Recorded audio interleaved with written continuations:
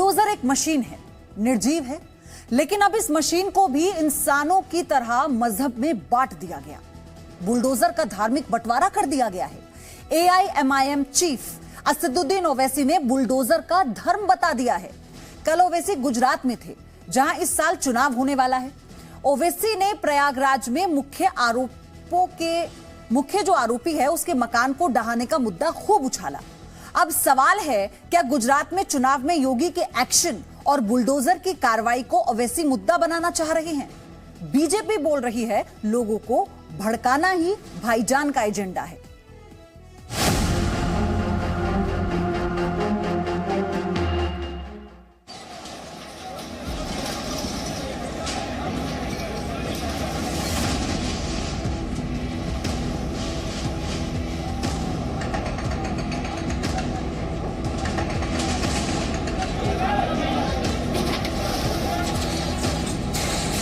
अजय का घर है तो नहीं तोड़ा जाएगा, फातिमा का घर है तो तोड़ा जाएगा। ये कौन सा इंसाफ है?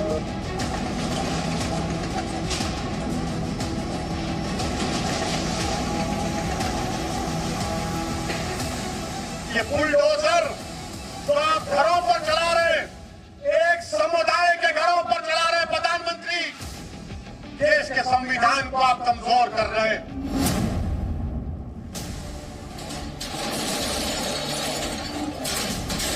उत्तर प्रदेश में हिंसा फैलाने वालों की संपत्तियों पर बुलडोजर चला तो पूरे देश में सियासत एक बार फिर से सुलग उठी है। ये बुलडोजर जो आप घरों पर चला रहे हैं, एक तरफ ओवैसी इस कार्रवाई को कानून का उल्लंघन बता रहे हैं और लखनऊ में योगी अगली कार्रवाई पर मंथन कर रहे हैं। भाईजान गुजरात के भुज में अपनी पार्टी के लिए जमीन तलाशने पहुंचे थे, लेकिन योगी के बुलडोजर का खौफ मंच पर भी पहुंच गया। बोलते बोलते उन्होंने बुलडोजर का मजहब भी बता दिया। ओवैसी ने कहा, आफरीन के लिए बुलडोजर और अजय के लिए बेल। हमारा घर तोड़ दिया तुमने, तुम कौन होते अगर उसने किया?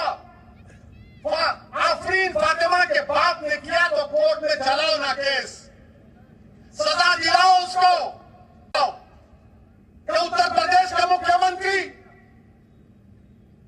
उत्तर प्रदेश का चीफ जस्टिस बन चुका है कि वो फैसला करेगा कि सुप्रीम कोर्ट उसकी बेल कैंसिल करती है तो भाजपा के लोग अजय देवी का घर नहीं तोड़ते, आफरीन फातिमा का घर तोड़ते हैं। बताओ भेदभाव कौन कर रहा है? अजय का घर है तो नहीं तोड़ा जाएगा, फातिमा का घर है तो तोड़ा जाएगा। ये कौन सा इंसाफ है? ये कौन सा इंसाफ है? बताओ आप। इस नाइंसाफी के खिलाफ आपको आवाज उठाना है।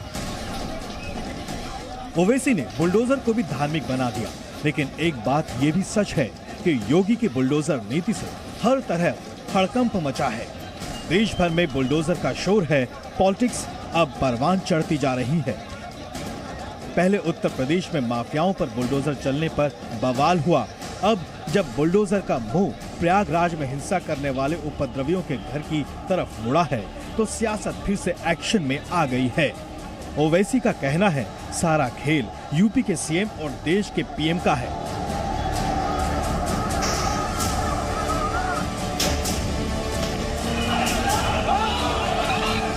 हम देश के प्रधानमंत्री से अपील कर रहे हैं, ये बुलडोजर जो आप घरों पर चला रहे हैं, एक समुदाय के घरों पर चला रहे प्रधानमंत्री, देश के संविधान को आप कमजोर कर रहे हैं। चलेगा तो संविधान से चलेगा, तो फिर बंद कर दो अदालत को, ताला लगा दो अदालत को, जजों को कह दो कि अदालत मत आओ, क्योंकि मुख्यमंत्री तय करेगा कौन मुल्जिम है। क्या जरूरत है अदालत की? फिर क्या जरूरत है पुलिस की कि तुम अजय के घर को नहीं तोड़ते और फातिमा के घर को तोड़ते हो? ओवैसी का कहना है कि योगी के फैसले को ही अदालत का फैसला मान लिया जाए। ओवैसी का कहना है कि योगी उत्तर प्रदेश में कानून राज को खत्म कर देना चाहते हैं। ओवैसी ये भी कहते हैं कि योगी संविधान को भी नहीं मानना चाहते। भाईजान को पता है कि क्या बोलकर लोगों को भड़काया जा सकता है। भाईजान को पता है कि क्या बोलकर वोट बटोरा जा सकता है। भाईजान ये भी जानते हैं कि क्या बोलकर तालियां पिटवाई जा सकती हैं। ओवैसी इस काम में पीएचडी कर चुके हैं। अपने नुमाइंदों को कामयाब करो, मगर वहां के लोग, बड़े लोग, बहुत बड़े लोग हैं, आज खामोश बैठे हुए हैं। वो बोल रहे थे नहीं नहीं सरकार बदल रहा है। मैं कह रहा हूं नहीं बदलोगे, घर तोड़ दिए, कोई नहीं जाता। क्यों तुम्हारे मुंह में ठई जम गया? जो बोल रहे थे समाजवादी को दो, कांग्रेस को दो, मगर ओवैसी से होशियार रहो। अगर तुम्हारा नुमाइंदा होता तो कम से कम जाता वहां पर। प्रयागराज में अब तक की तफ्तीश में पुलिस उन मास्टरमाइंड तक भी पहुंच चुकी है जिसकी शह पर शहर में हिंसा का पूरा खाका तैयार किया गया था और अब साजिशकर्ताओं के अवैध कब्जों को गिराया जा रहा है, आरोपियों के मकानों को ढाया जा रहा है। लेकिन बुलडोजर के हर एक्शन के साथ सियासी बवाल भी आसमान छू रहा है। ओवैसी और महबूबा मुफ्ती दोनों की बोली एक हो गई है। अगर बीजेपी ने सबका बेड़ा गर्क कर दिया है तो ये जो बच्ची है जिसके घर पे बुलडोजर चला, जिसके पहले वालिद को गिरफ्तार किया, फिर उसकी माँ और बहन को पकड़ के ले गए, तो ये एक बदले की सियासत है जिसमें कोई इनके पास कोई कानून का नामो निशान नहीं है। केवल जो भी राजनीतिक दल और नेता इस प्रकार के बयान दे रहे हैं शुद्ध रूप से मुस्लिम तुष्टीकरण की घटिया राजनीति कर रहे हैं। जिन लोगों को बुलडोजर की कार्रवाई दिखाई दे रही है, जिन लोगों को दंगाइयों और पथराबाजी करने वालों के खिलाफ कार्रवाई दिखाई दे रही है, उनको पुलिस वालों पर हमला क्यों नहीं दिखाई दे रहा है? जो दंगा करेगा, जो पत्थरबाजी करेगा, जो अवैध कब्जा करेगा, उसके खिलाफ वैधानिक कार्रवाई हुई है और आगे भी होगी। बीजेपी की नजर में कहीं कुछ गलत नहीं हो रहा, लेकिन ओवैसी की नजर में लोकतंत्र के लिए कुछ अच्छा नहीं हो रहा। ओवैसी गुजरात में थे और गुजरात में चुनाव है, इसलिए बीजेपी पूछ रही है क्या मुसलमानों के लिए सच में कोई चिंता है या फिर सियासी रास्ते को एक खास आकार देने के लिए हजारों की भीड़ में भड़काऊ भाषणबाजी की गई। ब्यूरो रिपोर्ट, जी मीडिया। तो शुक्रवार को हिंसा हुई और शनिवार से उत्तर प्रदेश में एक्शन नजर आने लगा। हिंसा करने वालों की धरपकड़ तेज हो गई और पत्थरबाजों की पहचान शुरू हो गई। पहले पोस्टर जारी किए गए, उसके बाद बाबा का बुलडोजर निकल गया। उत्तर प्रदेश में अब तक 325 लोगों को गिरफ्तार किया जा चुका है। आपको सारी डिटेल बताते हैं विस्तार से। आपको यह जानना चाहिए कि सबसे ज्यादा एक्शन और गिरफ्तारी प्रयागराज में हुई है, जहां पर 92 लोगों को गिरफ्तार किया गया। रविवार को ही मास्टरमाइंड का घर बुलडोजर के जरिए ध्वस्त कर दिया गया था।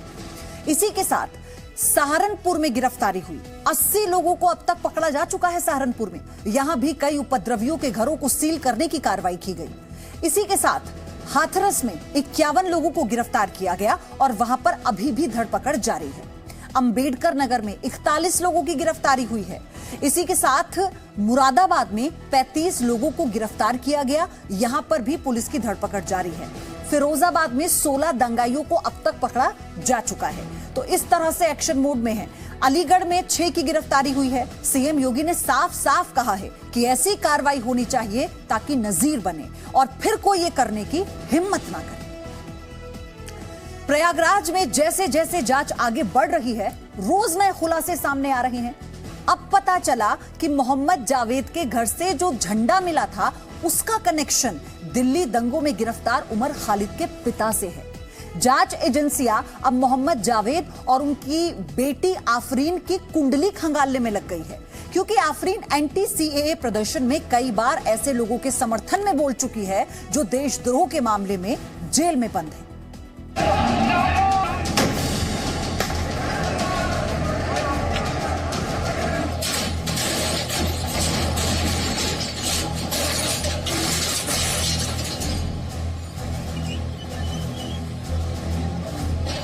प्रयागराज हिंसा की जांच जैसे जैसे आगे बढ़ रही है, ऐसे कई संगठनों का नाम सामने आ रहा है जो हमेशा से जांच एजेंसियों के रडार पर होते हैं। यूपी की शांति को किसने भंग किया, किसने उत्तर प्रदेश के कई शहरों को एक साथ हिंसा की आग में झोंक दिया, ये सारे सवाल हैं जिसका जवाब फिलहाल जांच एजेंसियों के पास नहीं है। लेकिन सूत्रों के मुताबिक प्रयागराज हिंसा के मास्टरमाइंड मोहम्मद जावेद का उमर खालिद से संबंध सामने आया है।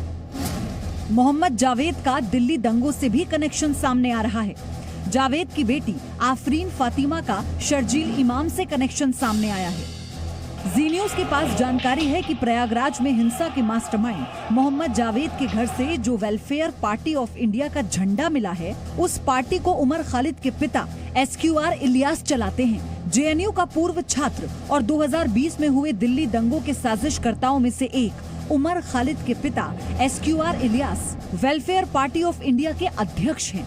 SQR Ilyas student Islamic movement of India के एक्टिव सदस्य रह चुके हैं और student Islamic movement of India यानी सिमी वही संगठन है जिसे भारत सरकार आतंकी संगठन बताते हुए बैन लगा चुकी है। उमर खालिद के पिता SQR इलियास का नाम भी दिल्ली दंगों की चार्जशीट में है।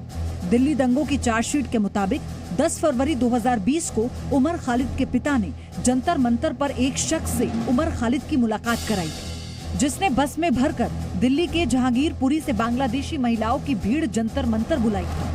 ये महिलाएं शाहीन बाग भी गई थी और इन्हीं बांग्लादेशी महिलाओं ने दिल्ली के जाफराबाद में पुलिस पर जमकर पथराव किया था। इलियास जिस वेलफेयर पार्टी ऑफ इंडिया के अध्यक्ष हैं, वो welfare party of India Delhi हिंसा के दौरान न सिर्फ दिल्ली पुलिस बल्कि खुफिया एजेंसियों के रडार पर थी। इस वेलफेयर पार्टी ऑफ इंडिया और इनकी गतिविधियों पर एजेंसी की नजरें बनी हुई थी। अब एक बार फिर प्रयागराज में हुए दंगों में वेलफेयर पार्टी ऑफ इंडिया का कनेक्शन सामने आया है। अब सवाल है कि क्या पार्टी का कनेक्शन प्रयागराज दंगों के मास्टरमाइंड मोहम्मद जावेद से भी है? जाहिर है उत्तर प्रदेश पुलिस हर दिशा में जांच को आगे बढ़ा रही है। उधर मोहम्मद जावेद की बेटी आफरीन फातिमा के भी कई भड़काऊ वीडियो सामने आए हैं, जिसमें वो मुस्लिम लड़कियों को बागी होने के लिए मैसेज दे रही है। और मुझ जैसे बहुत से लोगों के लिए और मुझ जैसे बहुत से मुसलमानों के लिए ये लड़ाई हमारी सेल्फ रिस्पेक्ट और डिग्निटी की भी है। जांच एजेंसियां यूपी में हुई हिंसा को PFI से भी कनेक्ट कर देख रही हैं। PFI यानी पॉपुलर फ्रंट ऑफ इंडिया का नाम CAA के दौरान देश भर में हुई हिंसा में आया था और आफरीन फातिमा CAA प्रोटेस्ट में खुलकर हिस्सा लेती थी, खुलकर भाषण देती थी। यहाँ तक कि एक बार नहीं कई बार सोशल मीडिया पर अफजल गुरु को निर्दोष बता चुकी हैं। आफरीन फातिमा और शर्जील इमाम के समर्थन में भी दर्जनों बार ट्वीट कर चुकी हैं। एक दो नहीं, ऐसे कई ट्वीट्स हैं जो बीजेपी के खिलाफ नहीं, सरकार के खिलाफ नहीं, देश के खिलाफ बोलने वालों के समर्थन में कर चुकी हैं।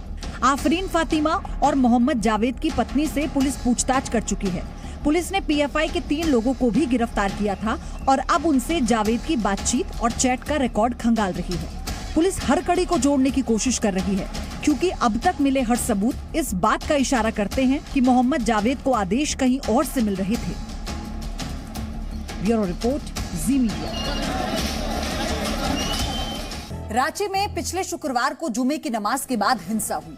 हिंसा के कुछ ऐसे वीडियो सामने आए हैं जिनसे सवाल उठ रहे हैं कि क्या हिंदुओं के खिलाफ हिंसा की कोई साजिश की गई थी।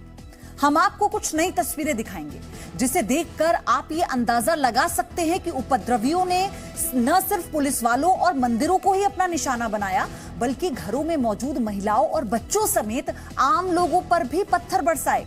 आपको हम ये भी बताएंगे कि रांची में नीले रंग का कुर्ता और दंगों का कनेक्शन क्या है। आप पहले ये एक्सक्लूसिव रिपोर्ट देखिए।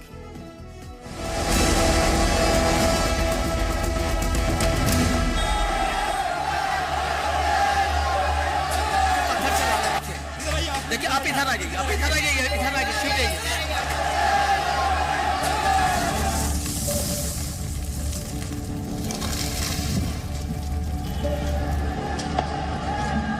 ये एक्सक्लूसिव वीडियो 10 जून का है। वीडियो में आप दंगेबाजों की करतूत साफ साफ देख सकते हैं। छतों पर खड़ी महिलाएं गलियों में बढ़ती भीड़ देखकर घबराई हुई हैं।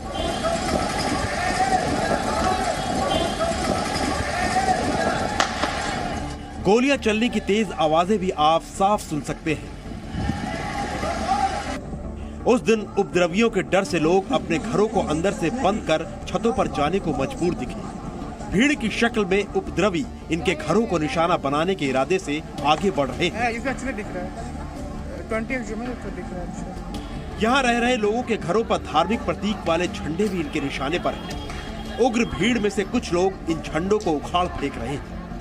साफ है, उपद्रवियों ने उस दिन पुलिस और मंदिरों को ही अपना निशाना नहीं बनाया, बल्कि घरों की छतों पर खड़े लोगों पर भी पत्थर फेंके तोड़ फोड़ की। इनके हाथों में लाठी, डंडे और हथियार भी दिख रहे हैं। उस दिन गलियों में गोलियां चलने के शोर से यहाँ रह रहे लोग पूरी तरह से दहशत में थे। गोलियां चलने की भी आवाजें आ रही थी। शुक्रवार को जब रांची शहर में हिंसा भड़की हुई थी, उस वक्त रांची के हिंदपीढ़ी इलाके में रहने वाले हिंदू परिवार दहशत और डर के साए में थे।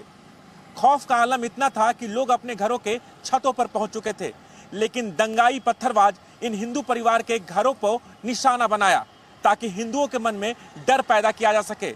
हम आपको बता दें कि रांची शहर का हिंदपीढ़ी इलाका वो इलाका है जहां पर मुस्लिम आबादी काफी ज्यादा है। आपको एक बात ये भी जानना जरूरी है कि रांची का ये इलाका हिंदपीढ़ी कहलाता है। ये मुस्लिम बहुल इलाका है। वीडियो उस वक्त का है जब मेन रोड पर हुई हिंसा के बाद पुलिस ने भीड़ को खदेड़ना शुरू कर दिया था। ये भीड़ भागकर हिंदपीढ़ी के इस इलाके में आ गई।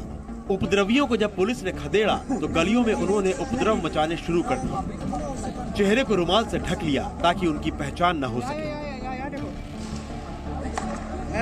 दिख रहा है 20 जून में तो दिख रहा है। अब एक और वीडियो देखिए। आप इस वीडियो में कुछ खास लोगों को देख सकते हैं जिन्होंने नीले रंग का कुर्ता पहना हुआ है और ये लोग भीड़ का हिस्सा बन गए हैं। ये सीसीटीवी वीडियो भी 10 जून का है और वक्त था शाम 4:30 बजे जब मेन बाजार से इन उपद्रवियों को खदेड़ा जा रहा था। भीड़ में नीले रंग का कुर्ता पहने लोग कभी बाइक से आकर उपद्रवियों से बात करते तो कभी भीड़ के साथ भागते हुए दिख रहे हैं। पुलिस इस बात का पता लगाने की कोशिश कर रही है कि क्या दंगों को भड़काने के लिए कोई और खास साजिश का ताना बाना भी बुना गया। रांची में इंटरनेट सेवा बहाल होने के बाद हिंसा से जुड़ी कई वीडियो सामने आ रहे हैं।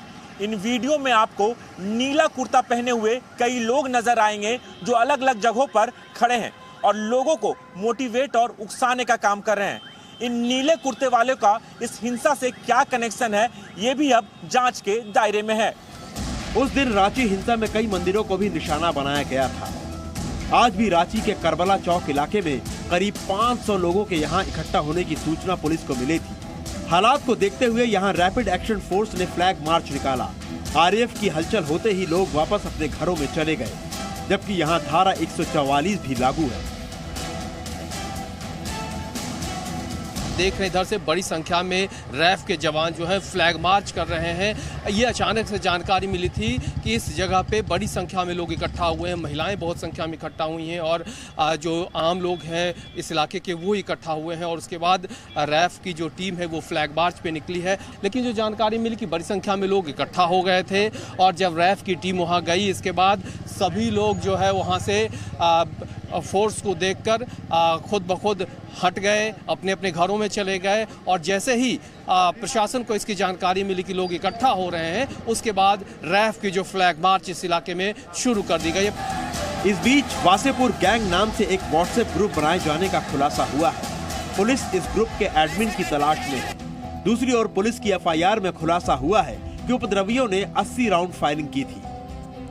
एफआईआर में कुछ अहम बातों का भी जिक्र है, जैसे उपद्रवियों ने जानबूझकर पुलिसकर्मियों पर जान से मारने की नीयत से गोलियां चलाई, पत्थरबाजी करके जख्मी किया, हथियार छीनने का प्रयास हुआ, सरकारी संपत्ति को नुकसान पहुंचाया गया, धार्मिक भावना भड़काने के उद्देश्य से हनुमान मंदिर में तोड़फोड़ की गई। जुमे के दिन उपद्रवियों पर पुलिसकर्मियों के साथ मारपीट और धक्का मुक्की की कोशिश हुई, जिसके बाद पुलिस की तरफ से जवाबी कार्रवाई की गई। एफआईआर दर्ज हुए हैं, उसमें कई एफआईआर हैं नेम्ड है, कई एफआईआर अननेम्ड है। सीसीटीवी फुटेज सभी जगह का कलेक्ट किया गया है, उसके आधार पर कार्रवाई की जाएगी। पुलिस अब सीसीटीवी सबूतों और चश्मदीदों के आधार पर कार्रवाई कर रही है। फिलहाल रांची हिंसा केस में अनीस नाम के एक आरोपी को पुलिस ने गिरफ्तार कर लिया है। अनीस पर बिहार के पथ निर्माण मंत्री के कार पर तोड़फोड़ का आरोप है। रांची से राजू राज के साथ ब्यूरो रिपोर्ट, जी मीडिया। और अब आपको एक एक कर बताते हैं कि रांची में हुई हिंसा के बाद अब तक क्या क्या हुआ है। पुलिस लगातार हालात काबू करने में जुटी है और दोषियों के खिलाफ कार्रवाई की जा रही है। इसी के साथ इस सिलसिले में अब तक 25 एफआईआर दर्ज हो चुकी हैं। एफआईआर के जरिए अब आरोपियों पर पुलिस शिकंजा कस रही है। पुलिस ने अब तक 22 लोगों को नामजद आरोपी बनाया है। आपको बता दें कि पुलिस ने 38 इलाकों को संवेदनशील भी घोषित किया है, यानी ये वो इलाके हैं जहां पुलिस हर वक्त नजर बनाए हुए है ताकि किसी भी तरह का तनाव पैदा ना हो सके। जबकि सैकड़ों अज्ञात आरोपियों पर केस दर्ज किया जा चुका है। धीरे धीरे इन सभी की पहचान कर कार्रवाई की जा रही है। दूसरी तरफ रांची में हुई हिंसा दोबारा न भड़के, इसके लिए भी सोशल मीडिया पोस्ट पर पुलिस की पैनी नजर बनी हुई है। आज करबला क्षेत्र में आरएएफ का फ्लैग मार्च भी हुआ। यहां खबर थी कि कुछ लोग यहां इकट्ठा होने की कोशिश कर रहे हैं। रांची में कई इलाकों में बैरिकेडिंग्स भी लगाए गए ताकि आरोपियों की पहचान की जा सके। रांची में 6 थाना क्षेत्रों में धारा 144 लागू की गई है और ये इलाके हैं डेली मार्केट, कोतवाली, हिंदपीढ़ी, डोरंडा और लोअर बाजार और चुटिया। ये वो इलाके हैं जहां पर धारा 144 लगाई गई है।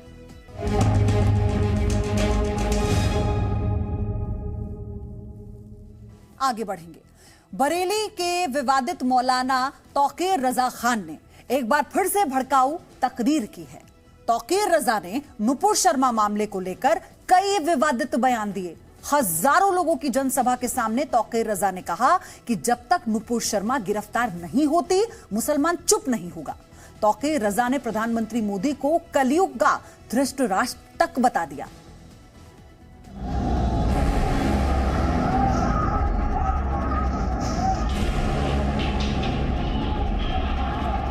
कलयुग का धृतराष्ट्र नरेंद्र मोदी जब तक इन तमाम बेईमानियों के खिलाफ आवाज नहीं बोलेंगे तब तक हिंदुस्तान का माहौल ठीक नहीं किया जा सकता।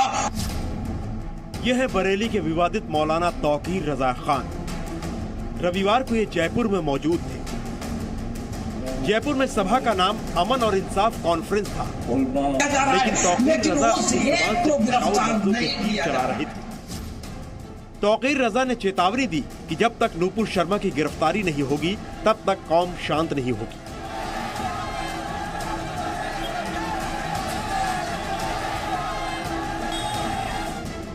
पार्टी से बरतरफ कर दिया गया। जब जुर्म मान लिया गया तो उसे गिरफ्तार किया जाना चाहिए कि नहीं किया जाना चाहिए। और मैं पूरे दावे के साथ कहता हूं कि जब तक गिरफ्तार नहीं करोगे ये कौम मानने वाली नहीं है। लेकिन सरपरस्ती की जा रही है इसलिए कि उसने मुल्क का नुकसान नहीं किया है, मुसलमानों का नुकसान किया है, मुसलमानों की दिल आजारी किया है, तो मुसलमानों को ऊपर जुल्म ढाया जा रहा है, मुसलमानों के बच्चों पर गोलियां चलाई जा रही है, मुसलमानों का सताने का काम किया जा रहा है, मुसलमानों को जेल में डालने का काम किया जा रहा है, लेकिन उस एक को गिरफ्तार नहीं किया जा रहा है। तौकीर रजा यही नहीं रुके, उन्होंने प्रधानमंत्री मोदी को भी निशाने पर लिया। तौकीर रजा ने विवादित बयान देते हुए प्रधानमंत्री मोदी को कलयुग का धृतराष्ट्र कह दिया। महाभारत तो हर हिंदू ने पढ़ी है और हर हिंदू को याद होगा कि उस वक्त का जो राजा था वो बेईमान था, वो अंधा था, लेकिन कलयुग का आज का राजा अंधा नहीं है।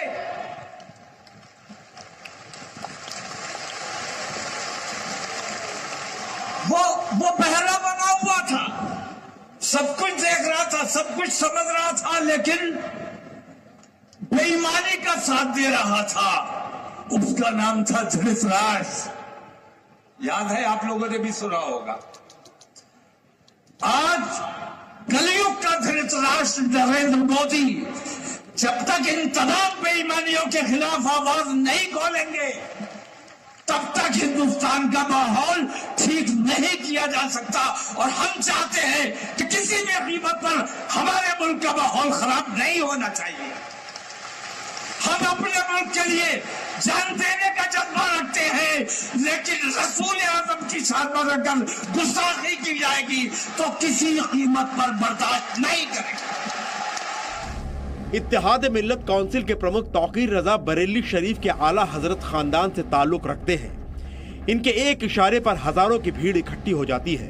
तौकीर रजा ने चेतावनी दी है कि अगर नूपुर शर्मा की गिरफ्तारी नहीं हुई तो 17 जून को वो बरेली में बड़ा विरोध प्रदर्शन करेंगे। ये प्रदर्शन जुमे की नमाज के बाद किया जाएगा। जय हनुमान ज्ञान गुण सागर पढ़ो, हिंदू नहीं पढ़ेगा तो कौन पढ़ेगा? लेकिन तू हनुमान के लिए नहीं पढ़ रहा था, तू मुसलमान को सताने के लिए पढ़ रहा था। हमने बर्दाश्त किया क्योंकि हम अमन पसंद है, अपने देश में अमन चाहते हैं। तुमने हमारी मस्जिदों के मीनारों पर भगवा लहराया, जबरदस्ती की, हमने सब्र किया, हमने जवाब नहीं दिया। तौकीर रजा ने बीजेपी और भारतीय सुरक्षा और जांच एजेंसियों पर भी सवाल उठा दिए।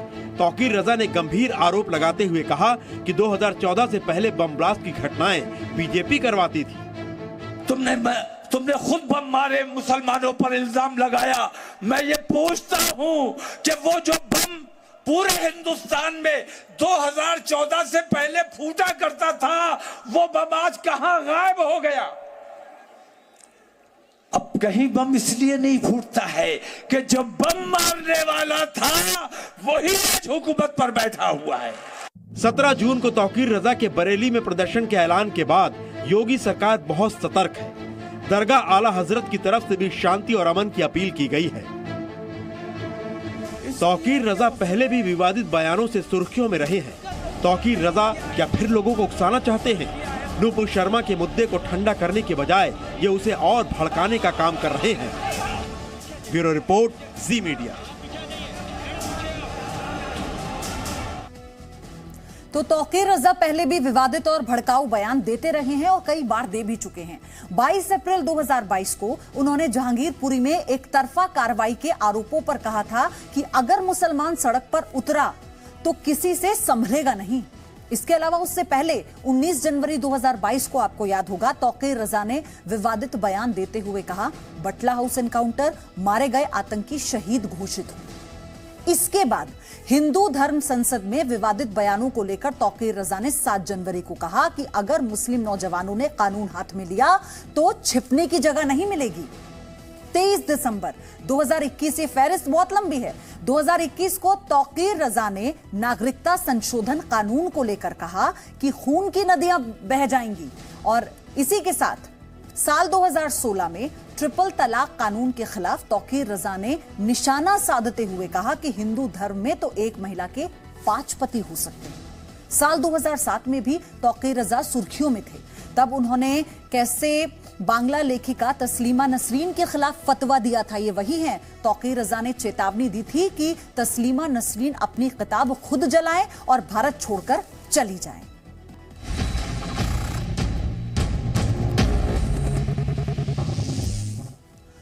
और अब बात करेंगे भोपाल की।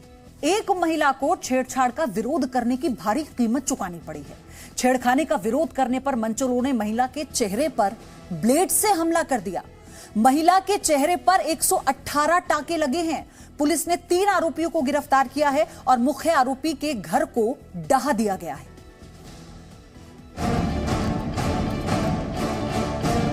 छेड़खानी के विरोध की इतनी भयानक सजा। छेड़छाड़ से टोका तो चेहरे को काटा। ब्लेड से महिला के चेहरे पर अटैक। 118 टाके का हिसाब कौन देगा? मध्य प्रदेश में अगर आपको सड़कों पर चलना है तो मंचलों से सावधान हो जाइए। मध्य प्रदेश की राजधानी भोपाल में मंचलों के हौसले इतने बुलंद हैं कि खुलेआम महिलाओं के साथ छेड़खानी कर रहे हैं, उन पर भद्दी टिप्पणियां कर रहे हैं और विरोध करने पर महिलाओं पर जानलेवा हमले कर रहे हैं। मामला भोपाल के टीटी नगर इलाके का है। इस महिला ने सपने में भी नहीं सोचा होगा कि इसे छेड़खानी के विरोध का इतना गंभीर नतीजा भुगतना पड़ेगा। 9 जून की रात टीटी नगर इलाके में सीमा सोलंकी अपने पति के साथ बाइक पर जा रही थी। रास्ते में प्यास लगने पर सीमा के पति पानी की बोतल खरीदने गए तो ऑटो से आए 3 मनचले उसे देखकर सीटी बजाने लगे, अश्लील कमेंट करने लगे। सीमा के विरोध करने पर मनचलों ने उसे गालियां देनी शुरू कर दी, जिसके बाद सीमा ने एक मनचले को थप्पड़ चढ़ दिया। भीड़ इकट्ठा होते देख उस वक्त तो तीनों बदमाश फरार हो गए, लेकिन जब महिला अपने पति के साथ घर जा रही थी तो बदमाशों ने उनका पीछा किया और पेपर ब्लेड से महिला के चेहरे पर हमला कर दिया। घायल महिला को अस्पताल में भर्ती कराया गया, जहां उसके चेहरे पर 118 टाके लगाए गए। हमले के बाद से सीमा अपनी एक आंख भी नहीं खोल पा रही है। 3 लोग थे वो उस समय चले गए वहाँ से। फिर उसके बाद हम लोग वहाँ से निकले गाड़ी पे, मोटरसाइकिल से। ऑटो आगे गया और आते से उन्होंने हरकत कर दी। क्या कर दिया? ब्लेड मार दिया। तो अच्छा गर्दन पे नहीं लगी, यहाँ से निकल गई वो, निशाना हो गया तो ऐसे चली गई वो। सीमा की शिकायत के बाद पुलिस ने आरोपियों को पकड़ने के लिए विशेष टीम बनाई और चश्मदीदों, सीसीटीवी और साइबर टीम की मदद से मुख्य आरोपी बादशाह बेग समेत 3 आरोपियों को धर दबोचा। अज्ञात आरोपियों की तलाश शुरू की गई। विवेचना के दौरान 3 आरोपियों को गिरफ्त में ले लिया गया है। एक जिसमें बालिग है और 2 नाबालिग हैं।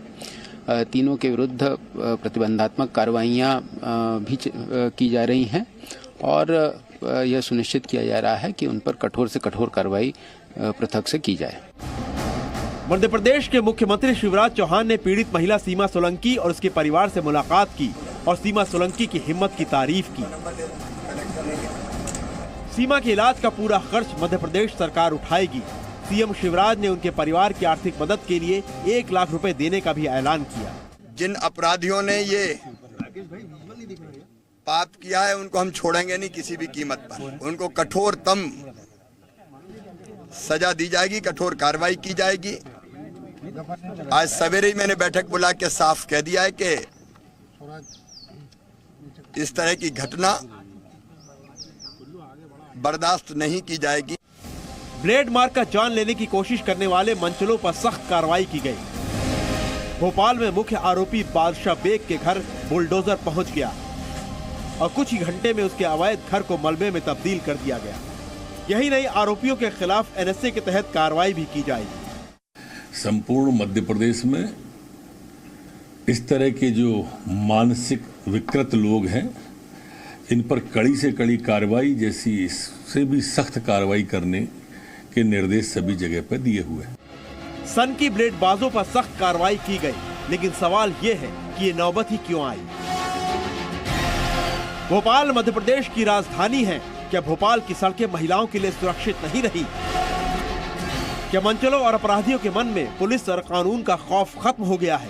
सड़क पर फप्तियां कसते और बेटियों को छेड़ते ऐसे बदमाशों के हौसले क्या इतने बुलंद हो चुके हैं कि वो सरेआम छेड़खानी कर रहे हैं और ब्लेड मार रहे हैं? लेकिन सलाम है सीमा सोलंकी को, जिसने बहादुरी से मनचलों का मुकाबला किया। Bureau report, ji media. Presenting B News app, available on Google Play and App Store. Download it now.